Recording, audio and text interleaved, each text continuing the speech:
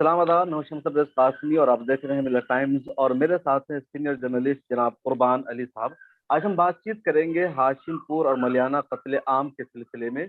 आज से 34 साल पहले हाशिमपुर और मलियाना में तकरीबन 100 से ज्यादा मुसलमानों का कत्ले आम हुआ था। हाशिमपुरा में ऐसा हुआ था कि पुलिस के जवानों ने 50 बेगुनाह मुसलमानों को अपनी गाड़ी में बैठाया था और हंड नदी के किनारे सबको जाकर मार दिया था, जिसमें से 4-5 लोग जिंदा बचे थे और फिर उन्होंने पूरी सच्चाई बयान की थी क्या हुआ था।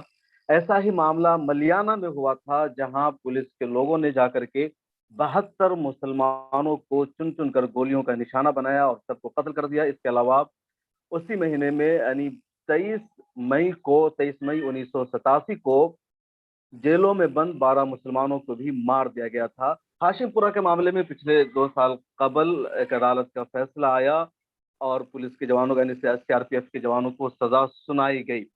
लेकिन मलियाना का मामला बिल्कुल खामोशी में चला गया, कोई चर्चा नहीं, कोई तस्करा नहीं, ना अदालत की तरफ से।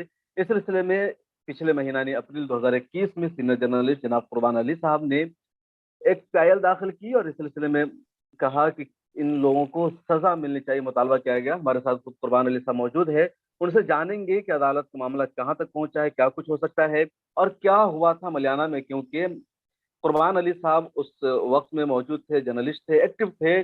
और हम लोग जिस जनरेशन में शायद हम लोग की उस वक्त पैदाइश भी नहीं हुई थी, लेकिन कुर्बान अली साहब चश्मदीद हैं, गवाह है कि कैसे, मतलब आप सोच नहीं सकते हैं कि 72 लोगों को एक साथ कत्ल कर दिया जाए।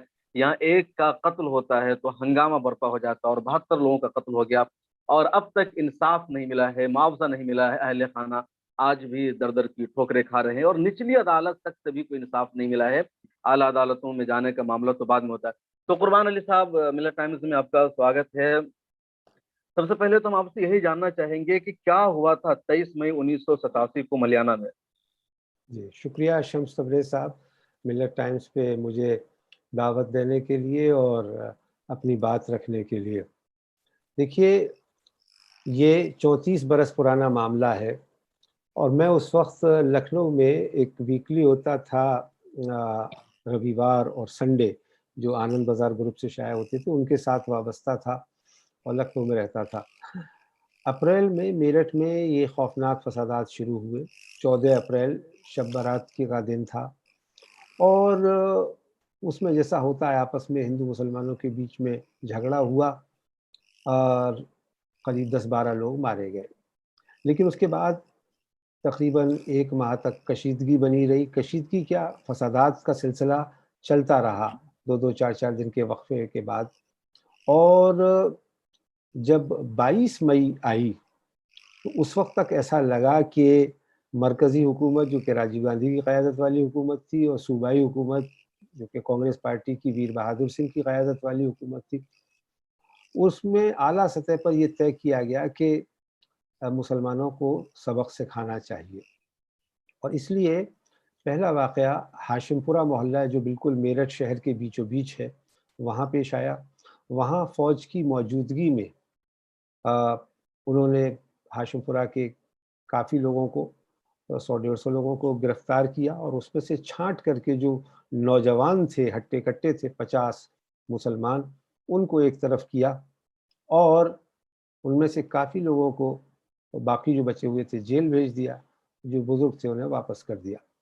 और ये जो 50 लोग उठाए गए हाशिमपुरा से, इनको ले जा कर के करीब 45 किलोमीटर दूर एक जगह है, गंग नहर, मुरादनगर कस्बा है उसके किनारे, वहाँ ले जा कर के उस ट्रक में से उतार करके करीब 20-25 लोगों को मारा गया। लेकिन वहाँ कुछ इस तरह का वाक़या पेश आया कि वो जिस वक़्त ये वारदात को पीएसी वाले अंजाम दे रहे थे, उनके ऊपर कोई लाइट पड़ी, तो वो बदहवासी में वहाँ से भागे और वो फिर मज़ीद 30-35 किलोमीटर का सफ़र करके मकनपुर एक जगह है जो दिल्ली और यूपी बॉर्डर पे है। अब तो वहाँ बहुत आलीशान इमारतें बन गई हैं, शॉपिंग मॉल्स बन गए हैं। वहाँ एक जगह है मकनपुर, थाना लिंक रोड में, हिंडन नदी के किनारे। तो जो बाकी बची हुई खेप थी 20-25 लोगों की, उनको पॉइंट ब्लैंक रेंज पे मार दिया, कोल्ड ब्लडेड मर्डर। लेकिन इसमें से 4-5 लोग बच गए। एक तो गंग नहर पे जो वाक़या पेश आया, उसमें ذوالفقار ناصر نام کا ایک نوجوان تھا جو بچ گیا کسی طرح سے، اور جو ہنڈن پہ واقعہ پیش آیا وہاں باب الدین نام کا ایک شخص تھا، اس کا تعلق بہار سے تھا، وہ بچ گیا، اور اس کو لے کر کے جو غازی آباد کے اس وقت ایس ایس پی تھے وبھوتی نارائن رائے، انہوں نے اس سلسلے میں مقدمہ قائم کرایا۔ یہ دونوں مقدمے غازی آباد ضلع میں قائم ہوئے اور اسی کی بنا پہ 31 برس مقدمہ چلا، اور تب جا کر کے دلی ہائی کورٹ نے اس معاملے میں سزا سنائی، اور وہ اب تمام ملزمان 19 میں سے 3 تو مر گئے، 16 ہیں جو اس وقت تہاڑ جیل میں سزا کاٹ رہے ہیں۔ لیکن اس کے اگلے دن 23 مئی کو اسی طرح کا واقعہ بلکہ سانحہ ملیانہ گاؤں میں پیش آیا۔ یہ اس وقت میرٹھ ضلع کے بارڈر پہ گاؤں تھا اور بہت کم مسلم آبادی تھی۔ وہاں پولیس اور پی ایس سی کے لوگوں نے پہلے تو مقامی لوگوں سے مسلمانوں کی لوٹ پاٹ کروائی، ان کے گھر جلوائے، اور وہ جب بھاگے تو ان کو ایک جگہ اکٹھا کر کے ان کو گولیوں سے مارا، اور جیسا آپ نے کہا کہ 72 لوگ اس میں مارے گئے، ان میں سے کافی لوگوں کو ایک کنویں میں ہی دفنا دیا گیا، اور اس میں کچھ کیمیکلز اور نمک وغیرہ ڈال کر کے تاکہ وہ لاشیں گل سڑ جائیں اور کوئی وہ نہ ہو۔ اور اس سلسلے میں دلچسپ بات یہ ہے کہ کوئی ایف آئی آر تک بھی درج نہیں ہوئی۔ ایک ایف آئی آر ٹوٹی پھوٹی درج ہوئی جو یعقوب صاحب ہیں ان کے حوالے سے، تو اس میں پی ایس سی کا کوئی ذکر نہیں ہے، اور 34 برس ہو گئے لوکل عدالت میں سیشن کورٹ میں مقدمہ چلتے ہوئے، 800 تاریخیں پڑ چکی ہیں، صرف 3 گواہوں سے جرح کی جا چکی ہے، زیادہ تر گواہ بھی اب مرنے لگے ہیں، اور کوئی انصاف نہیں ملا ہے۔ اس کے علاوہ ایک تیسرا واقعہ، جن لوگوں کو ہاشم پورہ سے گرفتار کیا گیا تھا اور اس کے آس پاس کے محلوں سے، ان میں سے کافی لوگوں کو میرٹھ جیل میں اور کچھ کو فتح گڑھ اور آگرہ کی جیلوں میں رکھا گیا، اور وہاں بھی ان مسلمانوں کے ساتھ زیادتی کی گئی اور ان میں سے 12 لوگ مار دیے گئے، تو وہ بھی کسٹوڈیل کلنگ کا معاملہ ہے۔ تو اب میں اور وبھوتی نارائن رائے جو کہ یو پی پولیس کے سابق ڈی جی پی ہیں اور بڑے ایک اہم پولیس افسر رہے ہیں، اب ریٹائر ہو چکے ہیں، بعد میں وہ وردہ یونیورسٹی کے وائس چانسلر بھی رہے ہیں، تو ہم لوگ ہائی کورٹ گئے، اور ہائی کورٹ میں ہم نے مطالبہ کیا ہے کہ اس پورے معاملے کی، کیونکہ ہاشم پورہ کے سلسلے میں تو یہ فیصلہ آ گیا، انصاف ہو گیا، لیکن ملیانہ کا کیا، اور میرٹھ اور فتح گڑھ کی جیلوں میں جو موتیں ہوئیں ان کا کیا، کیونکہ ان کے لوگوں کو ابھی کوئی معاوضہ بھی نہیں ملا ہے، اور مقدمہ چلنے کی بات تو دور۔ جبکہ ایک کمیشن بنایا گیا تھا جی ایل شریواستوا کمیشن، اس کی رپورٹ کبھی ابھی تک کسی لوگوں کے سامنے نہیں آئی ہے۔ 2-3 مجسٹریل انکوائریاں ہوئی تھیں، ان کے بارے میں کچھ نہیں آیا۔ تو ہم یہ چاہتے ہیں، ہائی کورٹ سے ہم نے یہ درخواست کی ہے کہ وہ ایک ایس آئی ٹی بنائے تاکہ ڈیلی بیسس پہ ان مقدموں کی سنوائی ہو اور انصاف ہو سکے۔ سر، یہ ہاشم پورہ کا جو آپ نے ساری تفصیل بتا دی، اس کے لیے بہت شکریہ۔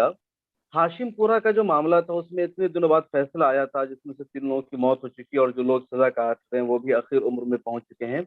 کیا آپ کو لگتا ہے کہ ملیانہ والے معاملے میں عدالت سے اتنی تاخیر کس وجہ سے ہوئی ہے؟ کیوں اب تک توجہ نہیں دی گئی؟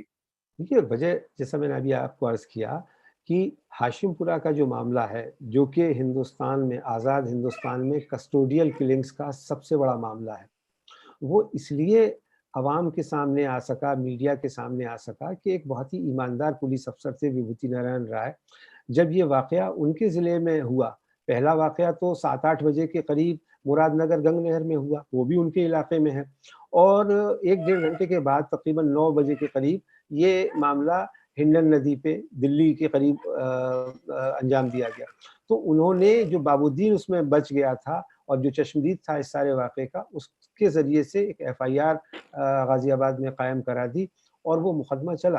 اور اس کی بھی ایک دلچسپ کہانی ہے کہ ہاشم پورہ کے بھی معاملے میں زیادہ پیش رفت نہیں ہو رہی تھی، اور ایک ہمارے بزرگ دوست تھے علی گڑھ میں پروفیسر اقبال انصاری صاحب، وہ سپریم کورٹ گئے اور انہوں نے کہا کہ غازی آباد کی عدالت سے اس معاملے کو دلی منتقل کر دیا جائے۔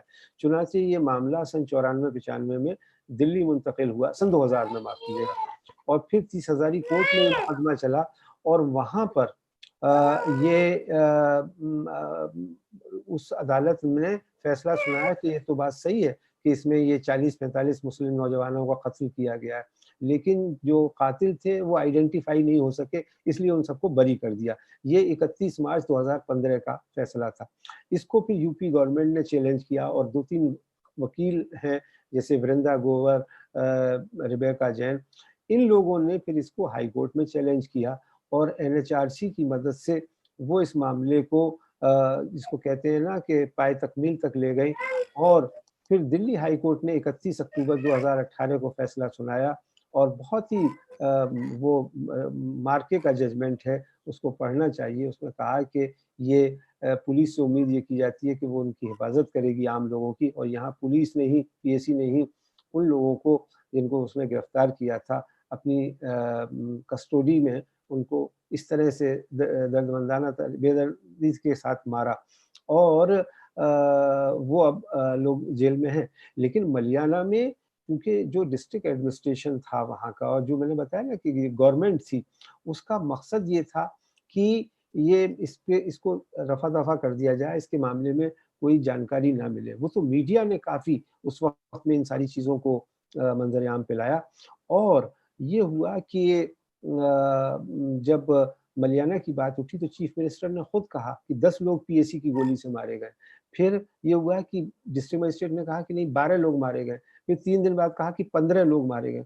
तो 15 लोगों के PAC से मारे जाने की बात तो खुद डिस्ट्रिक्ट एडमिनिस्ट्रेशन ने कबूल की और उस वक़्त वहाँ जो उनके लोग थे उनको 40-40 हज़ार 20-20 हज़ार रुपए का मुआवज़ा दिया गया। जबकि हाशिमपुरा में यही मुआवज़ा 5-5 लाख का दिया गया है। तो हम ये भी चाहते हैं कि एक पैरिटी होनी चाहिए मुआवजे में। और दूसरी चीज़ ये कि पूरी तरह से ठंडे बस्ते में डाल दिया गया। जिस GL श्रीवास्तव कमीशन को अपॉइंट किया था चीफ मिनिस्टर ने, यूपी गवर्नमेंट ने, आज तक उसकी रिपोर्ट मंजर-ए-आम पर नहीं आई। कोई मुकदमा नहीं हुआ PAC के खिलाफ और उसका जो कमांडेंट था RD त्रिपाठी 44वीं बटालियन का, उसको अनाउंस किया गया चीफ मिनिस्टर की तरफ से कि उसे बर्खास्त कर दिया गया। बल्कि वाक़या ये था कि उसे बर्खास्त करने की बजाय प्रमोशन दिए गए और वो IG रैंक से रिटायर हुआ और अभी ज़िंदा है। सर ये आखिरी सवाल करेंगे, पिछले दिनों मायावती की हुकूमत थी, समाजवादी की हुकूमत रही और अब बीजेपी की हुकूमत उत्तर प्रदेश में। तो ये जो पूरा मामला होगा, अदालत अगर इस पे कार्रवाई करती है, सुनवाई करती है, तो कहीं न कहीं हुकूमत का भी बड़ा अहम किरदार होगा गवाही देने में, सबूत फराहम करने में। तो योगी हुकूमत है इस वक़्त उत्तर प्रदेश में, क्या उनसे कुछ उम्मीद की जा सकती है? तो इस केस के सिलसिले में अपना ताउन देगी सरकार? देखिए शम्स तबरेज़ साहब, आपने जो बात कही, यही तो सितम ज़रीफ़ी है, यही ट्रेजेडी है इस पूरे मामले की कि 34 बरसों से यूपी में अभी 4 साढ़े 4 वर्ष से तो बीजेपी की हुकूमत आई है और उससे पहले 1 डेढ़ साल कल्याण सिंह की हुकूमत सन 91 में थी। बाकी टाइम सो कॉल्ड सेक्युलर हुकूमतें ही रहीं। बल्कि ये वाक़या तो जब कांग्रेस हुकूमत जी। मरकज़ में भी थी और यूपी में भी थी, उस वक़्त पेश आया और 3 साल तक उनकी हुकूमत रही इस वाक़े के बाद, लेकिन कुछ नहीं किया गया। उसके बाद मुलायम सिंह और मायावती की हुकूमतें रहीं। एक बार नहीं, 2-2 3-3 बार अखिलेश यादव की 5 साल हुकूमत रही। लेकिन किसी भी हुकूमत की दिलचस्पी नहीं थी कि मुसलमानों को इंसाफ मिले।